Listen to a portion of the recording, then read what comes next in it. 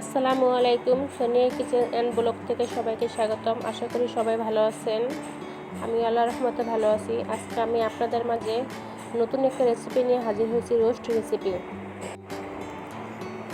এর জন্য আমি প্রথমে আগে থেকে রেডি করা মুরগির মাংস সাথে লবণ এবং লেবুর রস দিয়ে মাখিয়ে ফ্রাই প্যানে ভেজে নিব। এই যে ভাজা হয়ে গেছে আমার মুরগির মাংসগুলা। এখন একটা কড়াইতে পেঁয়াজ এবং গরম মশলা, দারচিনি, এলাচ, লং এগুলো দিয়ে পেস্টটা ভালো করে ভেজে নিব।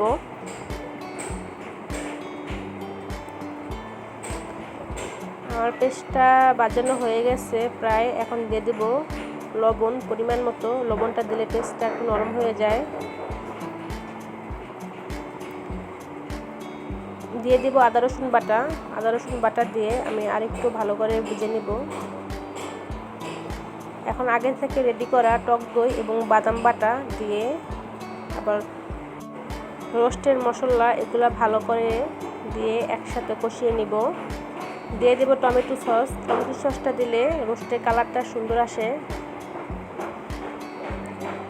টমেটো সস দিয়ে দেব 2 টেবিল চামচ, দিয়ে ভালো করে কষিয়ে নেব।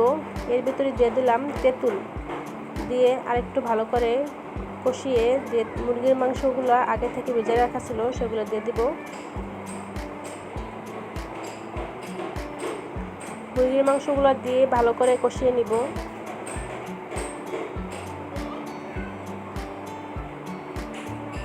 মুরগির মাংস যত বেশি কষানো হবে খেতে ততই ভালো লাগবে।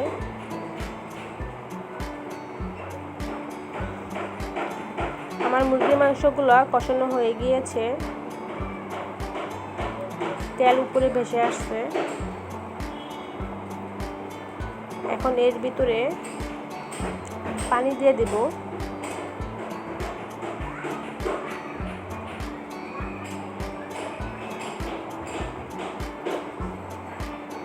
এখানে আমি গরম পানিটা ব্যবহার করেছি।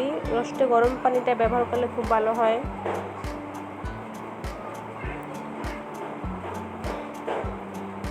পানিটা দিয়ে আমি আর রেখে দিব। এই যে আমার পানিটা বলক উঠে গেছে। এখন এর ভিতরে 1 কাপ আগে থেকে জাল করা দুধ দিয়ে দিব। দিয়ে আমি ঢাকনা দিয়ে 15 থেকে 20 মিনিট রান্না করব। 15 থেকে 20 মিনিট পর ফিরে আসছি। এখন আমার রোস্টটা সিদ্ধ হয়ে গিয়েছে। এর ভিতরে আমি 1 টেবিল চামচ ঘি এবং 3-4টা কাঁচামরিচ দিয়ে রান্না করব।